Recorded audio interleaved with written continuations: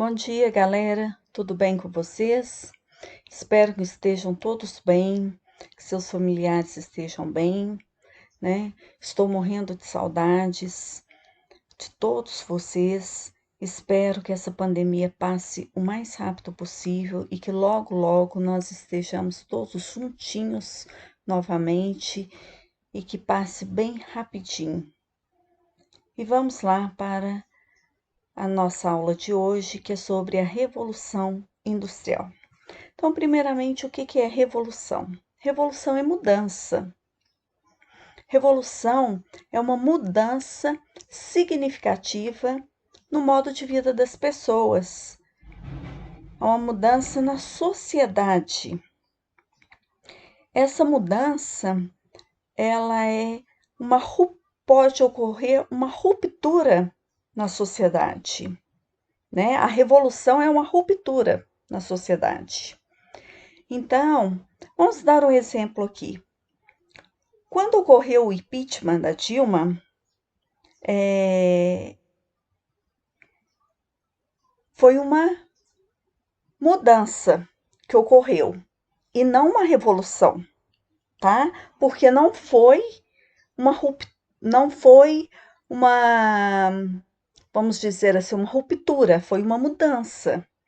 Foi uma mudança de governo, porque desde 2013 veio acontecendo as manifestações e até chegar o momento em que o Congresso, né, entregou o impeachment da Dilma.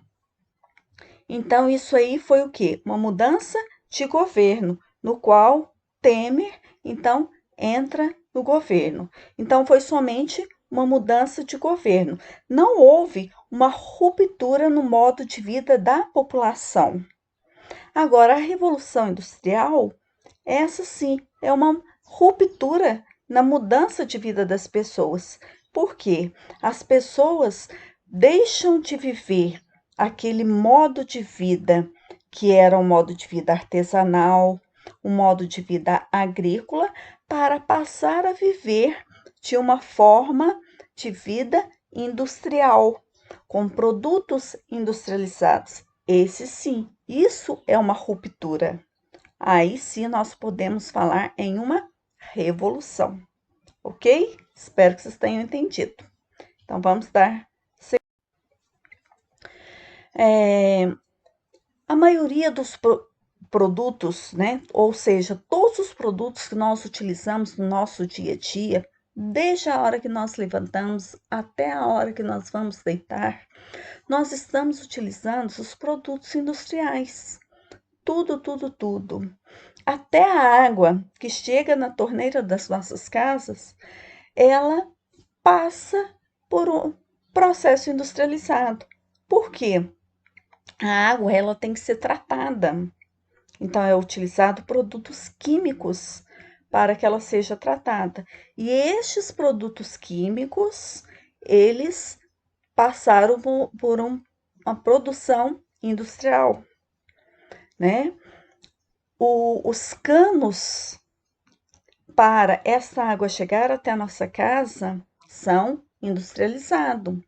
Então, uma coisa vai levando a outra. Eu não estou dizendo que a água é industrializada, mas a forma com que ela chega até nossas casas passou por um processo de industrialização, né? A pasta de dente, a escova de dente, né? Tudo é industrializada.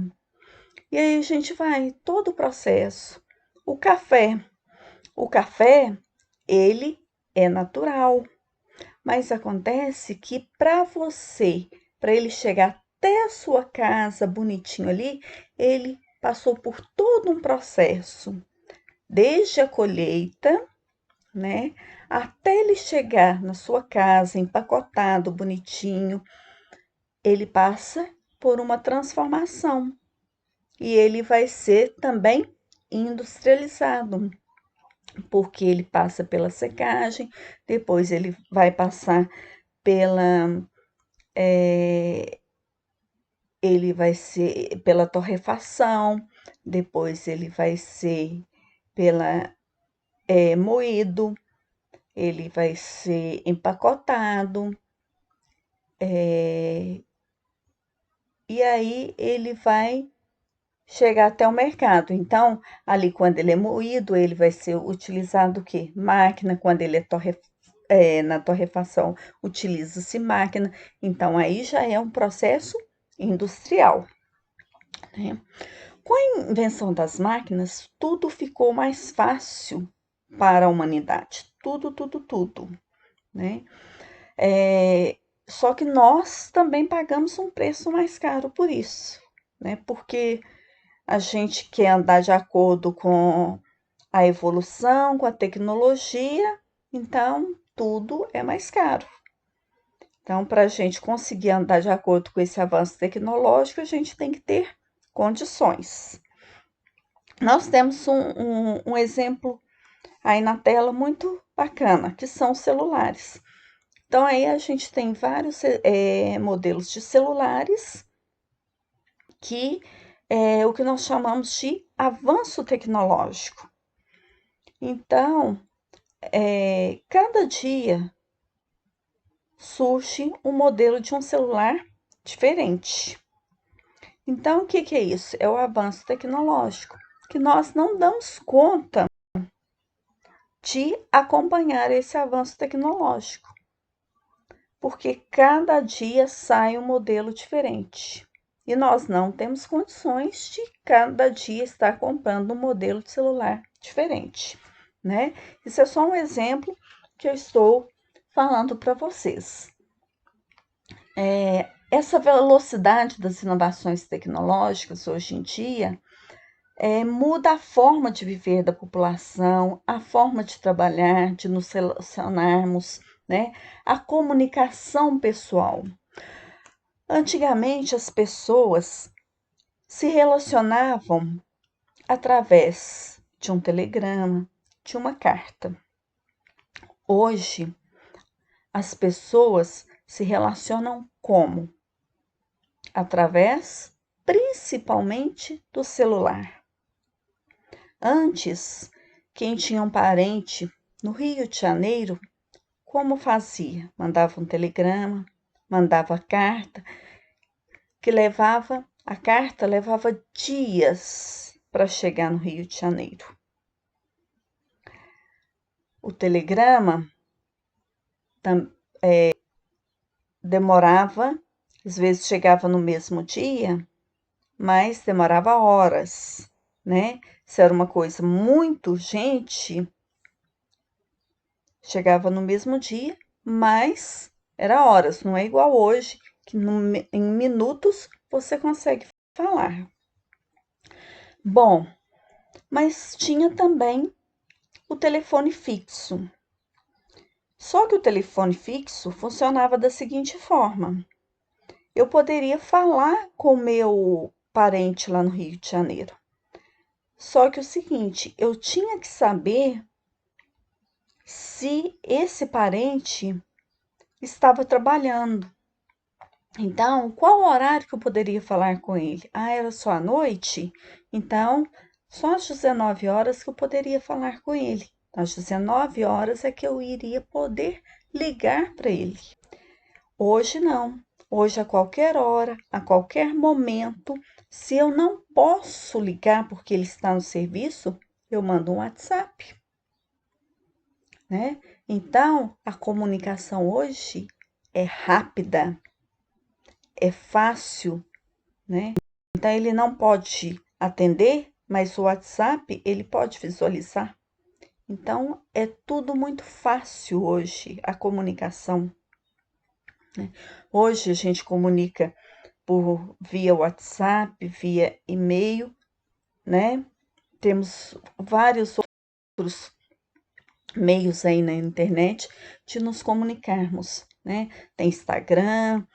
Então, hoje a comunicação é excelente. Hoje nós não temos que reclamar em termos de avanço tecnológico. Aqui nós estamos falando sobre a primeira revolução industrial. Ela teve 3 fases. primeira, segunda e terceira revolução industrial. Então, nós falamos aqui sobre a primeira revolução industrial, tá? Que é a parte que começa do artesanato, vai para a manufatura, né? E assim por diante. A Revolução Industrial, então, foi a passagem da manufatura à indústria mecânica. Então, que começa aí do artesanato para as primeiras máquinas, que gerou uma mudança nessa área tecnológica e que provocou um choque no processo produtivo, tanto na área econômica quanto na área social. O que é esse choque no processo produtivo? Porque aumentou a produção, né? E na área social, né, houve um desenvolvimento. Houve um desenvolvimento e houve também a questão do desemprego que nós veremos adiante. Bom, a Revolução Industrial, ela iniciou na Inglaterra. Nós costumamos dizer que a Inglaterra, ela foi a pioneira na Revolução Industrial. E ela teve motivos para ser a pioneira. E tudo isso começou no século XVIII e depois foi se expandindo no século XIX para o restante do mundo. Então, quais foram esses motivos? Motivos, ou melhor dizendo, características que levaram a Inglaterra, né, a ser pioneira. Primeiro a gente vai ver aqui as características da Revolução Industrial, que primeiro foram o surgimento das fábricas, a produção em série e trabalho assalariado, né? Produção em série é porque várias pessoas faziam o mesmo tipo de trabalho. Então, ali produzia-se mais rápido o mesmo produto. E eles tinham um salário, os operários tinham o salário, né? Bom, esse novo sistema industrial transformou as relações sociais e criou duas novas classes sociais, que era a classe dos empresários, que eram os donos das fábricas, e dos operários ou proletariados, que a gente chama, que era quem trabalhava nas fábricas. Bom, os empresários, né, eram os capitalistas, os proprietários das fábricas, os donos das máquinas e eram quem tinham as matérias-primas.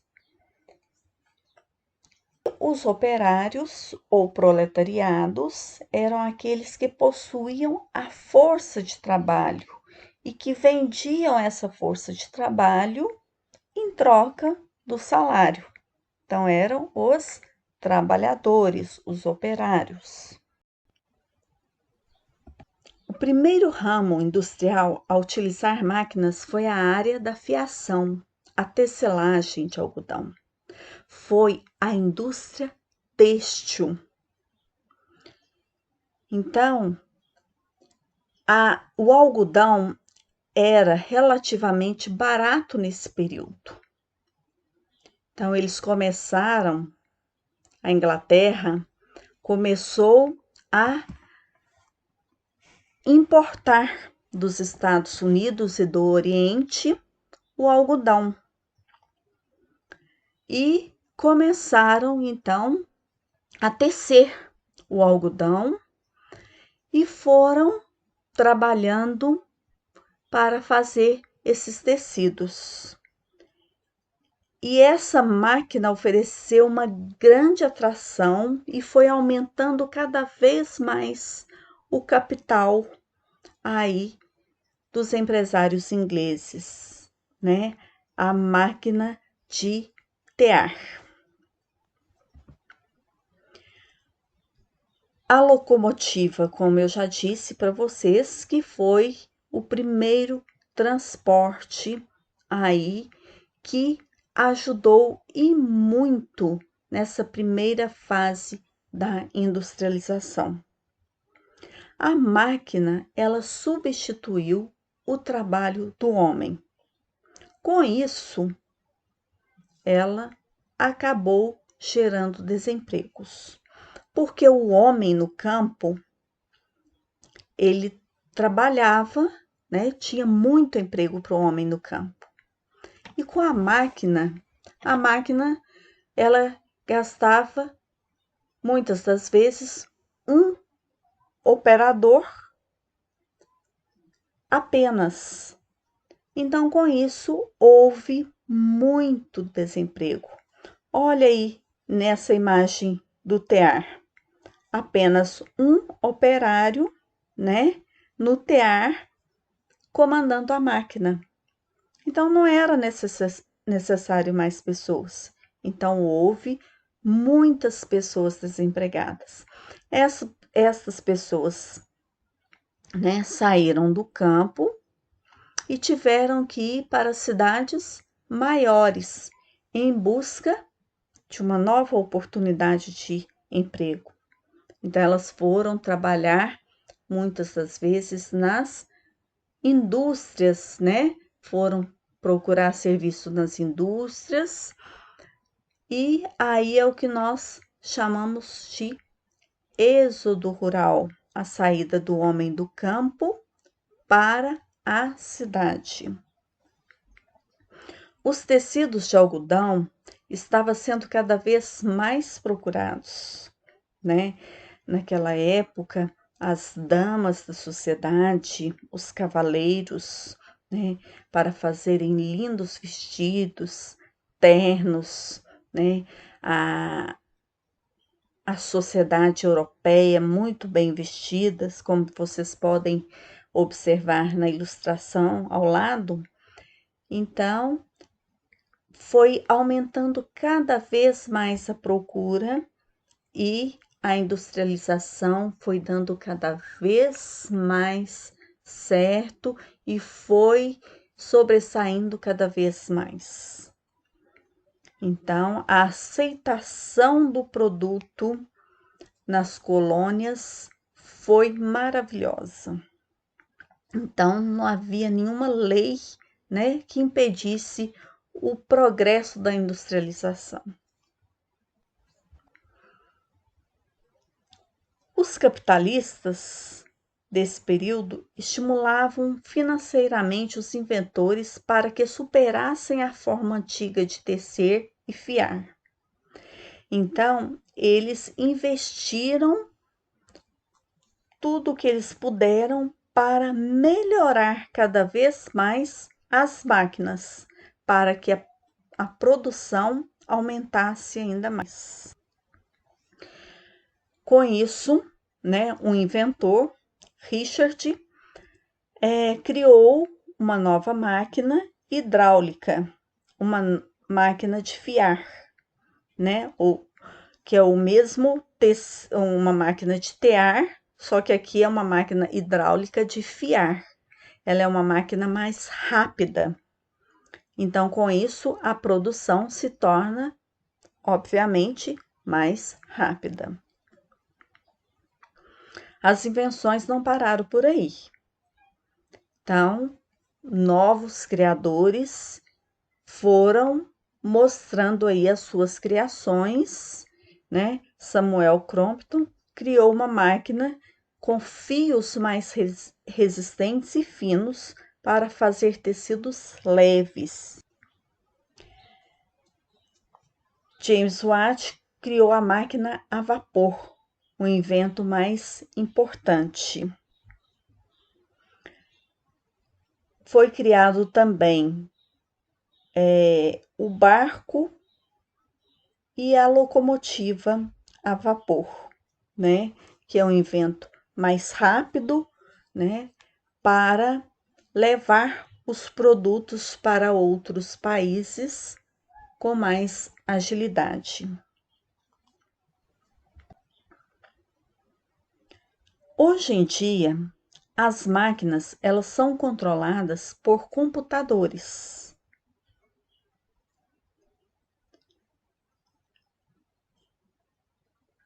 Antigamente, elas, na primeira fase, né, na segunda fase da Revolução Industrial, elas não tinham como ser controladas pelo computador, pela forma que elas eram construídas, né? O motor de transmissão que regulava o motor, as ferramentas, então como elas eram ali construídas. Hoje não. Hoje, através do computador, o operador consegue operar a máquina ali sentadinho em uma mesa, ele controla todinho aquela máquina.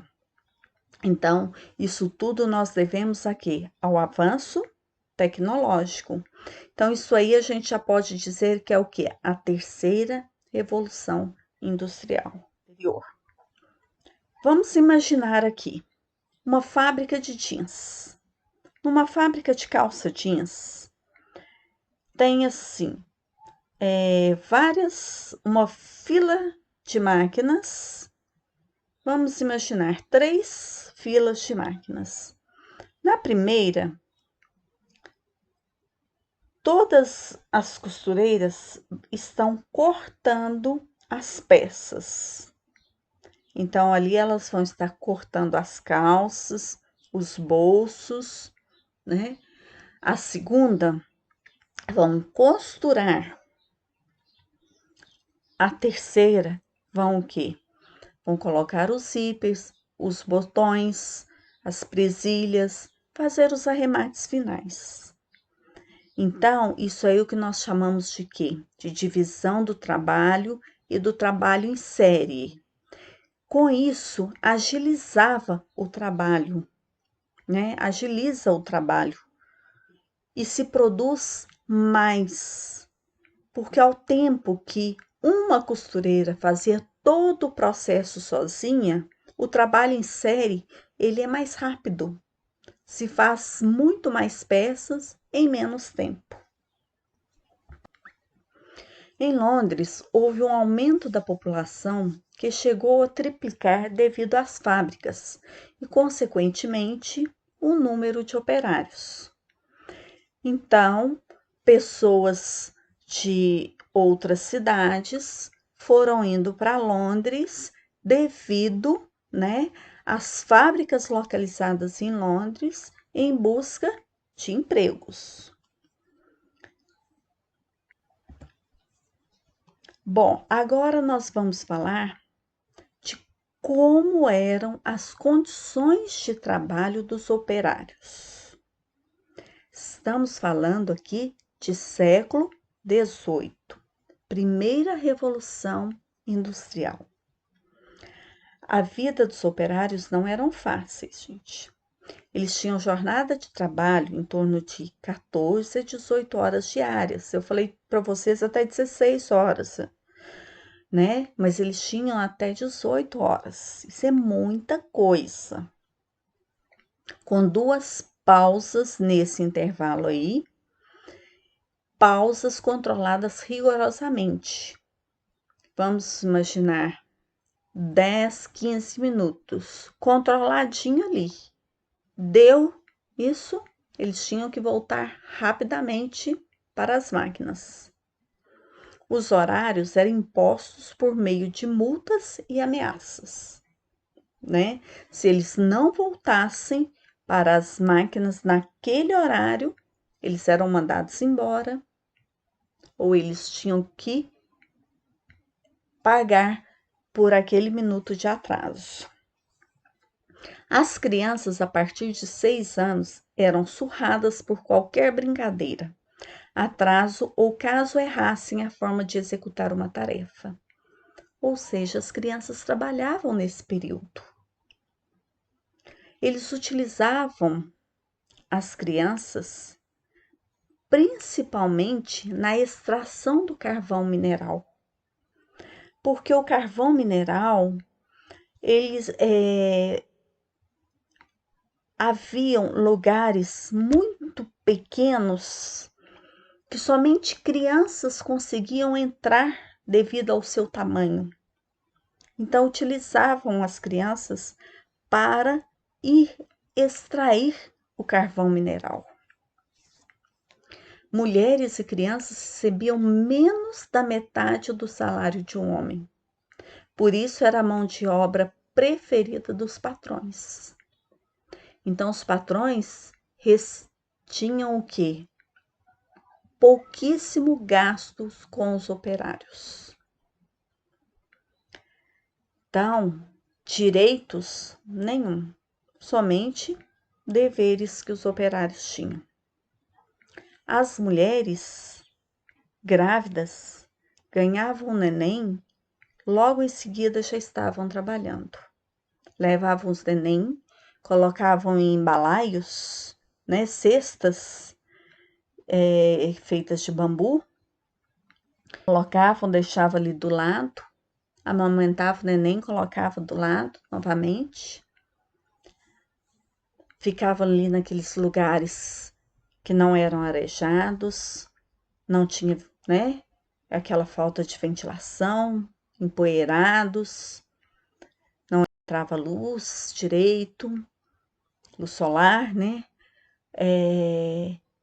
não tinha banheiros adequados, então eram totalmente precárias as condições de trabalho dos operários. Leis trabalhistas não havia nenhuma.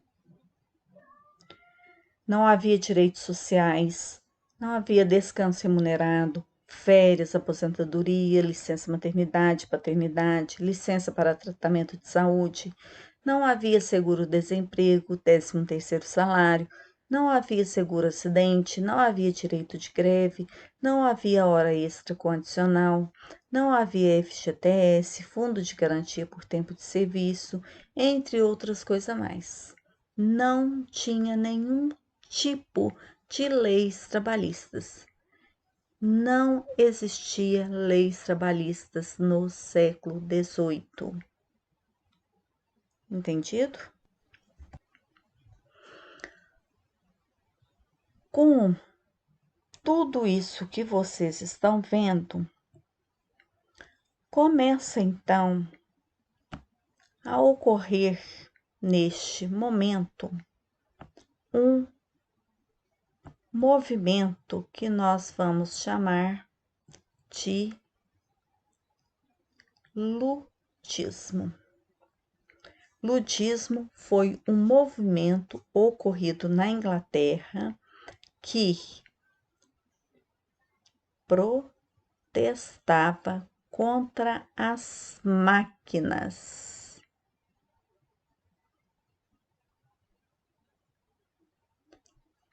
Trazidas pela Revolução Industrial. Por quê? Porque elas concentravam na substituição da mão de obra, né? Na substituição na mão de obra pelas máquinas. Essa era a razão desse movimento, a substituição do homem pela máquina. Então, acabou com o emprego, né, do homem pela máquina. Então, este foi o movimento chamado ludismo. Um jornalista da época que afirmou que os ludistas eram aqueles que comandavam a quebradeira de máquinas, baseado na história de Ned Ludd, uma personagem cuja existência é controversa.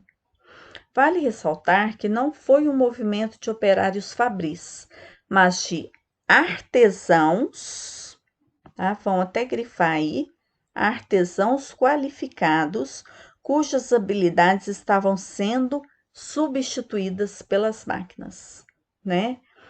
Então, os artesãos que faziam lá lindas peças maravilhosas, que não tinha mais o que fazer da vida, porque o seu trabalho estava sendo substituído pelas máquinas.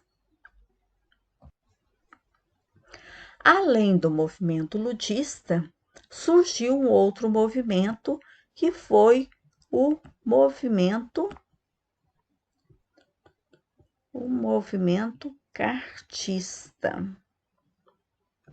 Este outro movimento foi o movimento dos operários, que foi organizado pela Associação. Opa, desculpa aí porque eu risquei aqui demais.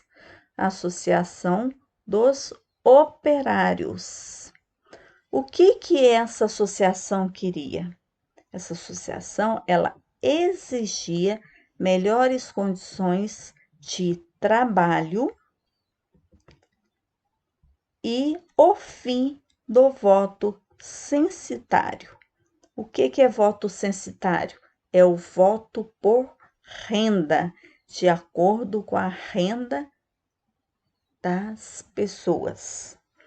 Destaca-se ainda a formação de associações, denominadas trade unions, que evoluíram lentamente em suas reivindicações, originando os primeiros sindicatos modernos.